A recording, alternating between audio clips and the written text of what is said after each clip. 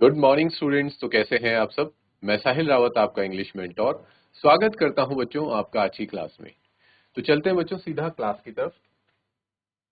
And as you know, in the last class we were discussing students the chapter footprints without feet. ठीक है बच्चों, footprints without feet जो chapter था उसे हमने क्या किया था बच्चों, उसकी एक्सप्लेनेशन देखी थी। और आज की क्लास में हम उसके क्वेश्चन आंसर्स को डिस्कस करने वाले हैं। ठीक है स्टूडेंट्स, हमारे पास फर्स्ट क्वेश्चन आ जाता है, how did the invisible man first become visible. ठीक है, जो इनविजिबल मैन था जिसके बारे में हम जानते हैं ग्रिफिन जो साइंटिस्ट था, वो विजिबल कैसे हो जाता है। ठीक है बच्चों, तो let me note down this question.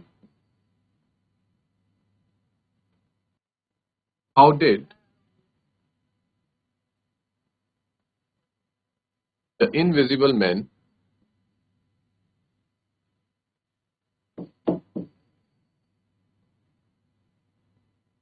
First become visible.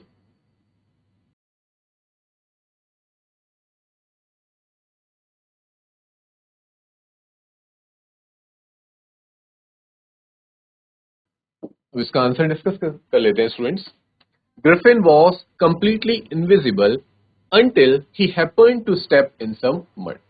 हम सब जानते हैं कि ग्रिफिन क्या था, पूरी तरह से इनविजिबल हो चुका था। ठीक है, जब वो इनविजिबल हो जाता है, what was the first thing that he do. ठीक है, क्या चीज थी जो उसने सबसे पहले करी। तो आप सभी जानते हो बच्चों, हमने जैसा कि चैप्टर में पढ़ा था, जो ग्रिफिन का लैंडलॉर्ड होता है, जिस जगह पे ग्रिफिन रह रहा होता है, बिकॉज ऑफ हिज नेचर, और उसका नेचर कैसा था, he was disobedient towards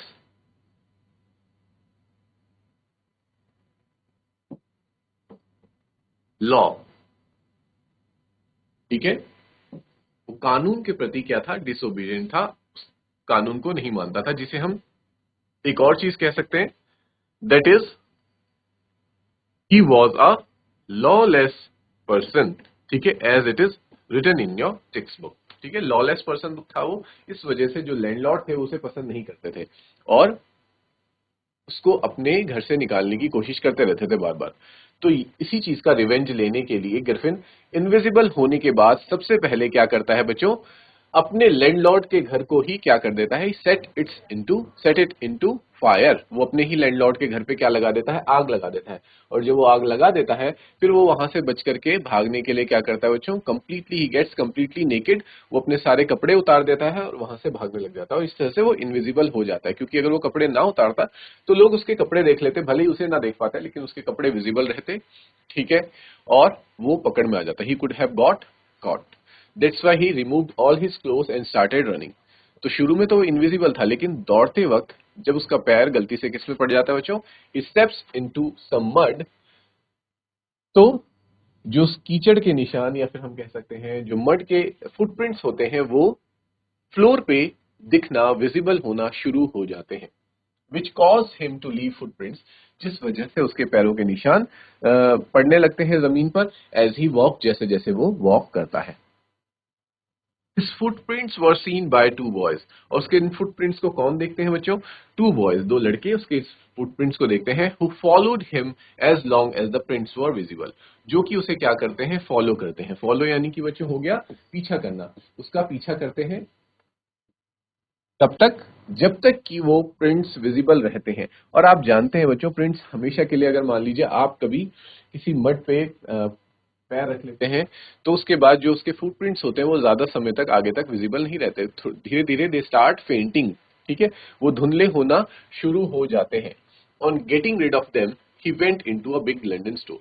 और उनसे बचने के बाद, उन लड़कों से बचने के बाद, वो क्या होता है बच्चों, as we read that those were the time of winters. ठीक है, मिड विंटर्स थी, जनवरी की ये बात होती है, और लंदन में उस वक्त it is very cold during winters. ठीक है, बहुत ज्यादा ठंडा था, और he could not survived remaining naked all the time. ठीक है, वो बिना कपड़ों के सर्वाइव नहीं कर पाता, इस वजह से उसे लंदन में एक स्टोर में जाना पड़ता है, जहां पे वो क्या करता है बच्चों, to put on some warm clothes, जहां पर जाकर के कि वो क्या करता है, गर्म कपड़े पहन लेता है। After the store was shut, he got dressed by putting on shoes. जब स्टोर शट हो जाता है, बंद हो जाता है, वो क्या कर लेता है, शूज पहन लेता है, एक ओवरकोट पहनता है। ये आप लोगों को याद रखना है बच्चों, ये एग्जाम में क्वेश्चन आ सकता है कि how did he try to save या फिर saved himself from the cold outside. ठीक है, तो अपने आप को ठंड से बचाने के लिए ग्रिफिन क्या क्या चीजें करता है, तो he gets dressed by putting on shoes, an overcoat and a wide brimmed head, और एक बड़ी सी ब्रिम्ड हेड वो पहन लेता है।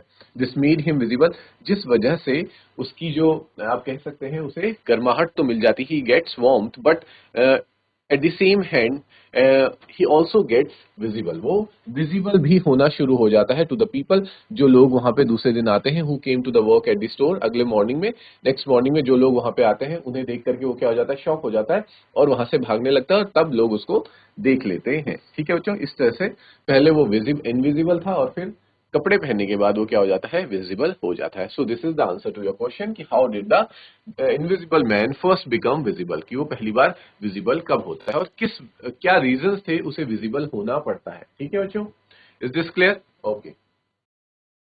Okay, students, the next question is, why was he wandering the streets? ठीक है, first let me note down this question, फिर हम डिस्कस करेंगे इसे।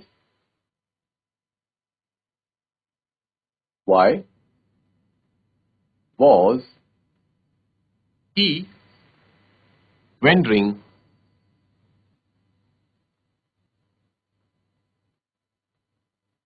down the streets?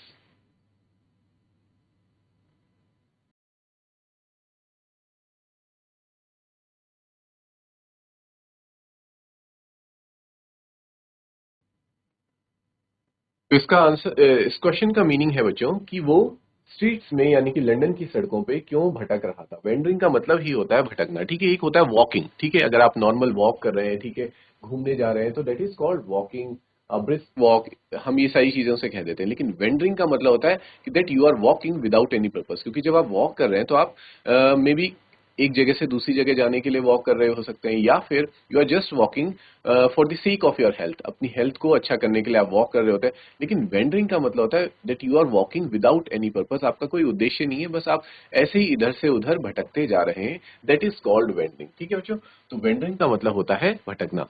तो जो ग्रिफिन है, जो साइंटिस्ट है, वो लंदन की सड़कों पर क्यों इधर से उधर भटक रहा था। ठीक है, why was he wandering down the streets? So the answer would be Griffin was a lawless person, as we have already seen कि ग्रिफिन जो एक व्यक्ति था वो कैसा था, एक लॉलेस व्यक्ति था, यानी कि वो कानून को नहीं मानता था। हिज लैंडलॉर्ड डिसलाइक्ड हिम, और उसके जो लैंडलॉर्ड थे वो उसे बिल्कुल भी पसंद नहीं करते थे। And tried to get rid of him, और उससे छुटकारा पाने की कोशिश करते रहते थे। ठीक है बच्चों, गेट रिड ऑफ का मतलब होता है छुटकारा पाना। जैसे आप भी कभी किसी भी, चाहे हो सकता है व्यक्ति है या कोई सिचुएशन है या फिर लाइफ में कुछ भी है, किसी चीज से आप, कोई चीज है जिससे आप छुटकारा पाना चाहते हैं, तो that is called get rid of. ठीक है, मैं यहाँ पे नोट कर लेता हूँ। गेट रिड ऑफ का मतलब होता है स्टूडेंट्स छुटकारा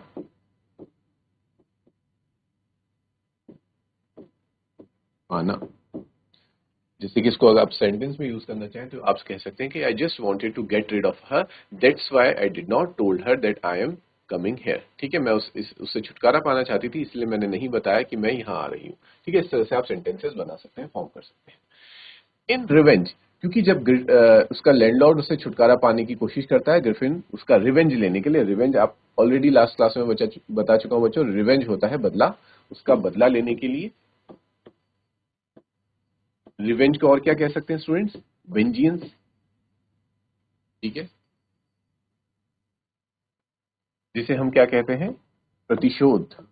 प्रतिशोध की भावना उसके अंदर होती है, जिस वजह से वो क्या कर देता है students? He sets fire to the house, वो अपने लैंडलॉर्ड के घर को ही आग लगा देता है।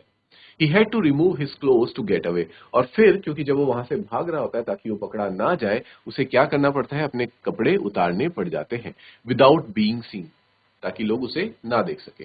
This was why he had become a homeless vendor, और अब क्योंकि उसके पास कोई घर नहीं है, क्योंकि जिस घर में वो रह रहा था उसी घर को उसने क्या कर दिया? जला करके राख कर दिया। वो एक क्या बन चुका है बच्चों? Homeless vendor. ऐसा व्यक्ति जिसका कोई घर नहीं है तो वो क्या करता है, इधर से उधर ही भटकता रहता है। और साथ ही साथ he was wandering without clothes and money, उसके पास कोई क्लोथ्स कपड़े या फिर मनी यानी कि पैसा भी नहीं था।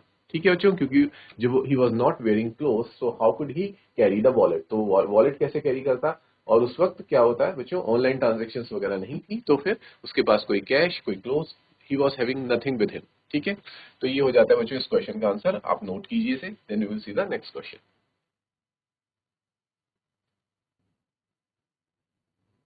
नेक्स्ट क्वेश्चन है स्टूडेंट्स आपके सामने, why does Mrs Hall find the scientist eccentric. Why does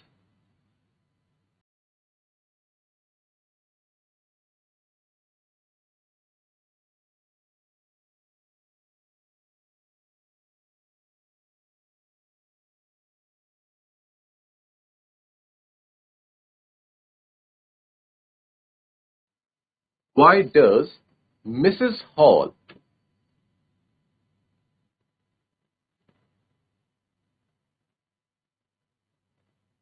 find the scientist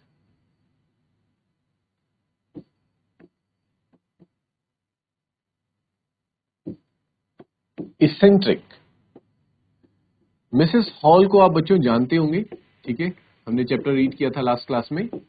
तो मिसेस हॉल कौन था, जब जो ग्रिफिन होता है वो छिपने के लिए एक गांव में चला जाता है, तो उस गांव में जो एक होटल कह सकते हैं आप या फिर होम स्टे कह सकते हैं, वहां की जो मालकिन होती हैं, शी वॉज मिसेस हॉल। तो मिसेस हॉल जब रिसेप्शन पे बैठी होती हैं और उससे बात करती हैं ग्रिफिन से, तो उनको वो इसेंट्रिक क्यों लगता है। इसेंट्रिक को हम क्या भी कह सकते हैं बच्चों, स्ट्रेंज, ठीक है, बहुत अजीबो गरीब क्यों लगता है, या फिर आप कई बार उसे मैड भी कह सकते हैं, एक पागल व्यक्ति को भी इसेंट्रिक कहा जाता है। ठीक है, मैड कह लीजिए, स्ट्रेंज कह लीजिए, कुछ भी कह लीजिए, ठीक है, कोई अजीब इंसान जो अजीब सा बर्ताव कर रहा हो उसे क्या कहेंगे हम बच्चों, इसेंट्रिक ही कहेंगे। ठीक है, तो उसको साइंटिस्ट बहुत ही इसेंट्रिक क्यों लगता है। तो let's discuss the answer. The arrival of a stranger at an inn winter was in itself a strange occurrence, क्योंकि ऐसे मंथ में आना, विंटर्स में वहां पे बहुत ही कम स्ट्रेंजर्स आया करते थे, अगर कोई आते भी थे तो वहीं के आसपास के जानने वाले लोग ही आते थे। बट एक स्ट्रेंजर का मतलब होता है बच्चों अजनबी। ठीक है, एक अजनबी का सर्दियों में उनके होटल या फिर होमस्टे में आना अपने आप में ही एक बहुत ही स्ट्रेंज, अजीबोगरीब घटना थी। अकरेंस यानी कि एक घटना थी वो। इन एडिशन, और साथ ही साथ the stranger had an uncommon appearance, क्योंकि आप जानते हैं उसने जो थिएटर होता है वहां से किस तरह के कपड़े पहन लिए होते हैं, और साथ ही साथ अपने आप को बैंडेजेस वगैरह से पूरी तरह से he had covered his face, so he was looking very strange.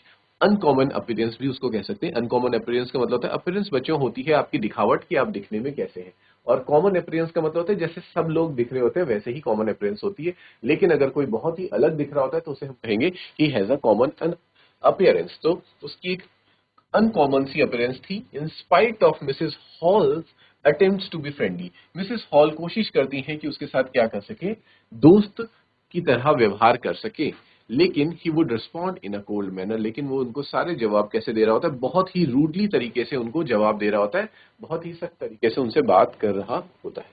He told her that he had no desire to talk, और वो साथ ही साथ ये भी कहता है कि उसकी कोई इच्छा नहीं है बात करने की, and that all he wanted was solitude, और उसे सिर्फ और सिर्फ क्या चाहिए, सॉलिट्यूड चाहिए। सॉलिट्यूड का मतलब होता है बच्चों एकांत। वो सिर्फ और सिर्फ क्या चाहता है, अकेले रहना चाहता है और एकांत चाहता है, शांति चाहता है। He did not wish to be disturbed, वो नहीं चाहता कि कोई भी उसे डिस्टर्ब करे काम करते वक्त। For all these reasons, she regarded him as an eccentric scientist, और इन्हीं सब रीजंस के वजह से, कारणों के वजह से जो मिसेस हॉल होती हैं वो उसको क्या समझने में बैठ जाती हैं कि ये एक इसेंट्रिक यानी कि पागल साइंटिस्ट है। ठीक है, क्योंकि वो वैसे ही ही was behaving in the same manner, that's why she considers him as an eccentric scientist.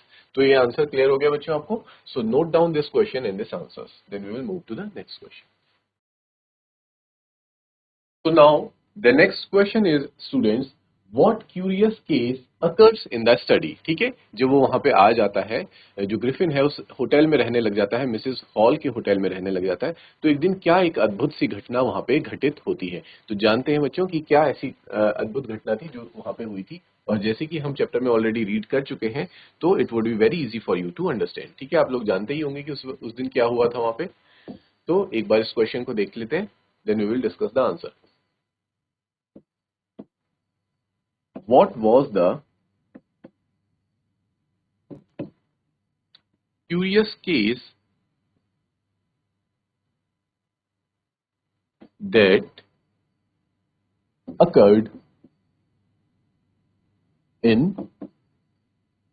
study?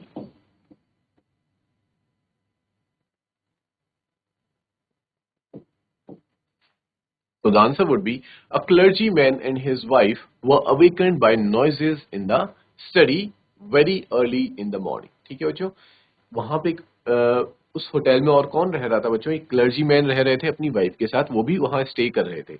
उनको अचानक से सुबह के वक्त क्या आने लग जाती हैं? नॉइजेस, आवाजें आने लगती हैं, जिसे सुनकर वो क्या हो जाते हैं? उठ जाते हैं। Creeping downstairs, they heard the chink of money being taken from the clergyman's desk. और जैसे ही वो नीचे की तरफ जब जाते हैं तो उन्हें एक आवाज सुनाई देती है कि कोई उनके रूम से उनके पैसे उठा करके, उनके डेस्क से पैसे उठा करके भाग रहा है। He and his wife looked under the desk and behind the curtains. उनकी वाइफ और वो डेस्क के नीचे देखते हैं और कर्टेन्स के पीछे देखते हैं कि कौन था जो हमारे पैसे चुरा कर भाग गया। And even up the chimney, और इवन चिमनी के ऊपर भी वो लोग देखने लगते हैं कि शायद कोई जो थीफ होगा, he must have hidden there, कि वो वहां पे छिप गया होगा। There was not a sign of anybody, लेकिन उन्हें किसी का भी साइन नहीं मिलता है। Yet the desk had been open, और जबकि उन्हें पता होता है कि डेस्क जो है वो ओपन किया गया है, वहां से पैसे निकाले गए हैं। The house keeping money was missing, क्योंकि जो उनके हाउस कीपिंग का पैसा था वो वहां से क्या था? मिसिंग था, वो वहां पर नहीं था। ठीक है, तो उन्हें ये तो पता लग जाता है कि किसी ने चोरी की है, लेकिन किसने चोरी करी है वो उनको सुराग नहीं मिलता है। और हम सब जानते हैं ये बच्चों, ये पैसे किसने चुराए थे? ये ग्रिफिन द साइंटिस्ट, ग्रिफिन ने चुराए थे। कैसे चुराए थे बच्चों? इनविजिबल होकर के उसने ये पैसे वहां से चुराए थे। ठीक है बच्चों, तो इसको नोट कीजिए। And one more thing students, ये क्लर्जी मैन किसे कहते हैं ये भी जान लीजिए। जो क्लर्जी मैन आपने देखे होंगे, जो पादरी होते हैं चर्च में, उन्हें कहा जाता है बच्चों क्लर्जी मैन। ठीक है, जो प्रीस्ट होते हैं, या फिर हम उसे क्या क्या कह सकते हैं? प्रीस्ट कह सकते हैं, या फिर क्लर्जी मैन भी कह सकते हैं। PRIEST, प्रीस्ट, पादरी या फिर क्लर्जी मैन। और उनकी वाइफ वहां पे रह रही होती है, जिनके की पैसे चुरा लिए जाते हैं। ठीक है, इसको नोट कीजिए students, then we will see the next question. Now, next question is, students, what other extraordinary things happened at inn? ठीक है,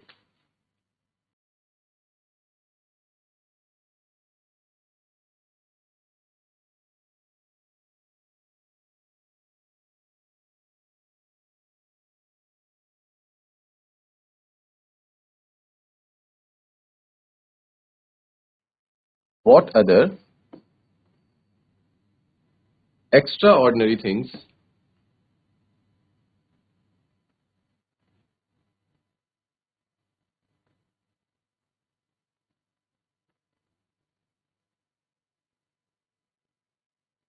happened at inn?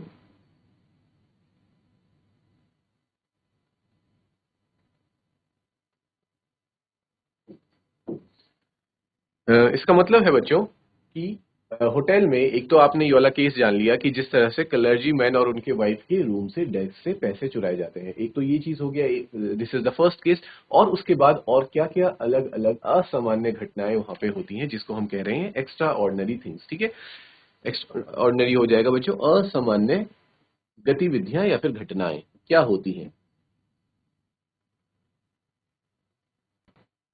असामान्य घटनाएं क्या थी जो वहां पे घटित होती हैं? कहां पे बच्चों? इनमें या फिर होटल में। तो देख लेते हैं बच्चों। The landlord and his wife surprise to see the scientist door open. एक दिन क्या होता है कि mostly the scientist use to keep his door locked. ठीक है, जो साइंटिस्ट है उसका जो डोर होता है, दरवाजा होता है कमरे का, वो हमेशा ही लॉक्ड रहता था और वो हमेशा अंदर बंद रहता था उसके। ठीक है, बट एक दिन क्या था कि उसका दरवाजा, रूम का दरवाजा जो था वो खुला था, और ये देख करके जो वहां के लैंडलॉर्ड थे, यानी कि mister hall and Mrs hall, वो क्या हो जाते हैं? दे गॉट सरप्राइज कि आज इसका दरवाजा कैसे खुला है। Usually it is shut and locked, हमेशा वो बंद रहता था, क्लोज रहता था। And he become furious if anyone enters his room, और हमेशा उसे क्या आ जाया करता था? गुस्सा आ जाया करता था जैसे ही कोई उसके रूम में एंटर करता था। फ्यूरियस का मतलब होता है बच्चों गुस्सा होना या फिर क्रोधित हो जाना। वो क्या हो जाता था? He used to get angry at the people who try to enter his room, जो उसके रूम में एंटर करने की कोशिश करते थे वो उन पे गुस्सा हो जाया करता था। The opportunity seems too good to be missed, ठीक है, और उन्हें ऐसा लगता है कि ये एक बहुत अच्छा अवसर है इस बात को जानने का कि ये अपने रूम में जो साइंटिस्ट है ये आखिरकार अपने रूम में क्या करता क्या है, ये जानने के लिए वो अंदर जानने की कोशिश करते हैं। उन्हें एक अपॉर्चुनिटी दिखाई देती है। अपॉर्चुनिटी का मतलब होता है बच्चों एक अवसर, ठीक है, एक अवसर उनको मिलता है कि वो देख सकें कि साइंटिस्ट के रूम में आखिर ऐसा क्या है। दे पीप राउंड द डोर, वो दरवाजे के पीछे से छिप करके देखने को कहते हैं बच्चों, पीप, ठीक है। पीप मीन्स होता है किसी को छिप करके देखना। वी कैन से पीप और पीपिंग। पीपिंग मीन्स अगर आप किसी को छिप करके दूर से देख रहे हैं, दैट इज कॉल्ड पीपिंग। तो they also started peep round the door, see nobody decide to investigate. फिर वो जब अंदर देखते हैं उन्हें वहां पे कोई भी दिखाई नहीं देता है, और तब वो डिसाइड करते हैं कि अब हमें क्या करना चाहिए, इन्वेस्टिगेट करना चाहिए, अंदर जाना चाहिए और हर चीज को प्रॉपर्ली छानबीन करनी चाहिए। इन्वेस्टिगेट का मतलब पता ही है बच्चों आपको क्या होता है, छानबीन, ठीक है। वो छानबीन करने का डिसाइड करते हैं कि हम देखते हैं कि इसके रूम में आखिर ऐसा क्या है। The bed clothes were cold, वो देखते हैं कि जो बेड पर रखे हुए कपड़े थे, क्लोथ थे, वो कैसे थे, कोल्ड थे, showing that the scientist must have been up for some time. इससे ये पता चल जाता है कि अगर आपकी जो बेड का बेडशीट है वो अगर एकदम ठंडा है तो यानी कि इस पर कोई भी बहुत देर से बैठा नहीं है, कोई यहाँ पे नहीं था और साइंटिस्ट को वहां से गए हुए काफी वक्त हो चुका है। तो इस बात का अंदाजा लगा लेते हैं, ठीक है। All of a sudden Mrs Hall heard a sniff close to her ear, ठीक है। तभी मिसेस हॉल को एक आवाज सुनाई देती है बच्चों अपने कान के बहुत ही पास। A moment later the head on the bedpost left up and dashed itself into her face. तभी थोड़ी देर में जो बगल पे एक हैट रखी होती है बच्चों, वो उन्हें हवा में उड़ती दिखती है और वो सीधा आकर के उनके फेस में लगती है, फेस से टकराती है। Then the bedroom chair became alive, और फिर क्या हो जाता है, जो बेडरूम में, उसी बेडरूम में रखी हुई जो चेयर होती है, कुर्सी होती है, वो क्या हो जाती है, अलाइव हो जाती है। तो कुर्सी का अलाइव का मतलब होता है बच्चों जीवित हो जाना। तो यहाँ पे आप समझ पा रहे हैं कि कुर्सी तो जीवित नहीं हो सकती, लेकिन हुआ क्या था, जो ग्रिफिन था वो वापस अपने रूम में आ चुका था और वो जैसे ही देखता है कि ये लोग मेरे रूम में घुस करके इन्वेस्टिगेट करने की कोशिश कर रहे हैं, उसे बहुत गुस्सा आ जाता है और वो क्या करता है, सबसे पहले अपनी हेड से उनके फेस पे हिट करता है और फिर उस चेयर को उठा लेता है। तो क्योंकि वो खुद इनविजिबल होता है, तो मिसेस हॉल और मिस्टर हॉल को ऐसा लगता है कि ये the chair has become alive, has got alive, इसके अंदर जान आ गई है और ये चीजें हवा में खुद से उड़ रही हैं, ठीक है।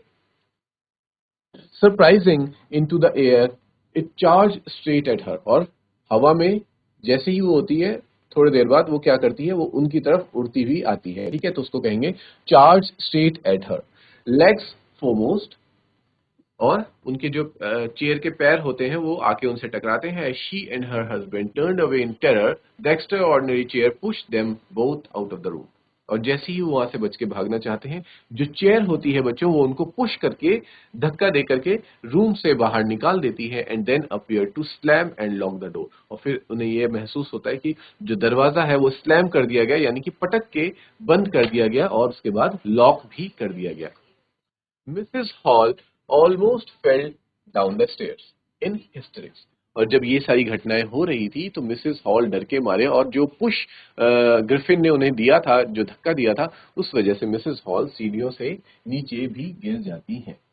She was convinced that the room was haunted by spirits, उनको अब ये महसूस होने लग जाता है कि इस घर में, इस घर के इस कमरे में क्या है बच्चों, स्पिरिट्स हैं। स्पिरिट्स यानी कि प्रेत आत्माएं हैं, ठीक है। क्योंकि एक नॉर्मल इंसान को जिसे नहीं पता कि कोई साइंटिस्ट इनविजिबल हो चुका है, वो ज्यादा से ज्यादा यही लॉजिक लगाया कि ये जो सारी चीजें हो रही हैं, हवा में चीजें उड़ रही हैं, वो किस वजह से हो रही हैं, these are all super natural things and might be the work of some spirits, ठीक है। स्पिरिट्स होती हैं बच्चों आत्माएं, तो उन्हें लगता है कि ये सब कुछ कोई आत्माओं का साया इस कमरे में आ गया है जो ये सारी चीजें करवा रहा है। And the stranger had somehow cause there to enter into the furniture, ठीक है। और ये सारा काम किसका करा धरा है, ये उस स्ट्रेंजर का है जो यहाँ पे रह रहा था, उसी ने इन आत्माओं को हमारे फर्नीचर्स के अंदर डाल दिया है, जिस वजह से इनके अंदर फिर से क्या आ गई है बच्चों, they have become alive and they are hanging in air, और ये हवा में इस तरह से उड़ रहे हैं, ठीक है बच्चों। तो ये सारे एक्स्ट्रा ऑर्डिनरी इवेंट्स उस इंसिडेंट के बाद वहां पे होने लग जाते हैं। क्लियर है बच्चों, तो इस क्वेश्चन को आप नोट करेंगे। Okay students, the next question is Griffin was a lawless person, comment. ठीक है, कि ग्रिफिन एक ऐसा व्यक्ति था, लॉलेस पर्सन था, जो कि कानून को नहीं मानता था। इस बात पे आपको क्या करना है, कमेंट करना है, यानी कि टिप्पणी आपको अपनी देनी है। Griffin was a lawless person.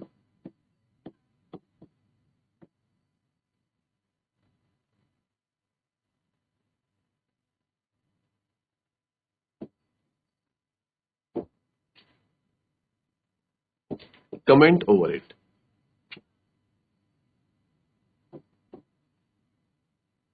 So your answer would be, it is rightly said that Griffin was a lawless person. कि ये बिल्कुल सही है कि ग्रिफिन वाकई में एक लॉलेस पर्सन था। ठीक है, he was not a law abiding citizen, वो एक कानून को मानने वाला नागरिक नहीं था। लॉ अबाइडिंग का मतलब होता है बच्चों, कानून को मानने वाला या फिर कानून का आदर करने वाला, रिस्पेक्ट करने वाला, कानून को मानने वाला।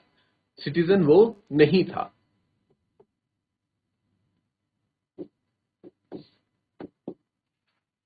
A person who follows law and order of the country cannot think of damaging others' property. ये हमें कैसे पता चलता है, क्योंकि जो व्यक्ति कानून को फॉलो करता है और अपने देश के लॉ एंड ऑर्डर को मानता है, सम्मान देता है, वो कभी भी किसी दूसरे पर्सन की प्रॉपर्टी को डैमेज नहीं कर सकता। But Griffin set fire to the house, पर हम देखते हैं कि ग्रिफिन अपने ही लैंडलॉर्ड के हाउस में क्या लगा देता है, आग लगा देता है, and became a homeless vendor, और इधर से उधर घूमने लग जाता है। He also robbed a shopkeeper, वो एक शॉपकीपर को भी क्या कर देता है बच्चों, रॉब करता है। रॉब मतलब लूटपाट करता है। और ऑल्सो अटैक मिसेस हॉल, और मिसेस हॉल को अटैक करके उन्हें सीढ़ियों से नीचे गिरा देता है। क्लर्जी मैन के पैसे चुरा लेता है। All these activities and instances prove that he was really a lawless person. और ये सारी चीजें हमें क्या बताती हैं कि जो ग्रिफिन था वो एक लॉलेस पर्सन था। ठीक है, तो इसी के साथ बच्चों आज की क्लास हमारी यहीं पे एंड होती है। हमने इस चैप्टर के क्वेश्चन आंसर भी ऑलमोस्ट डिस्कस कर लिए हैं। Now we will meet in the next class with some other chapter. Till then students, take care, have a good day and thank you students.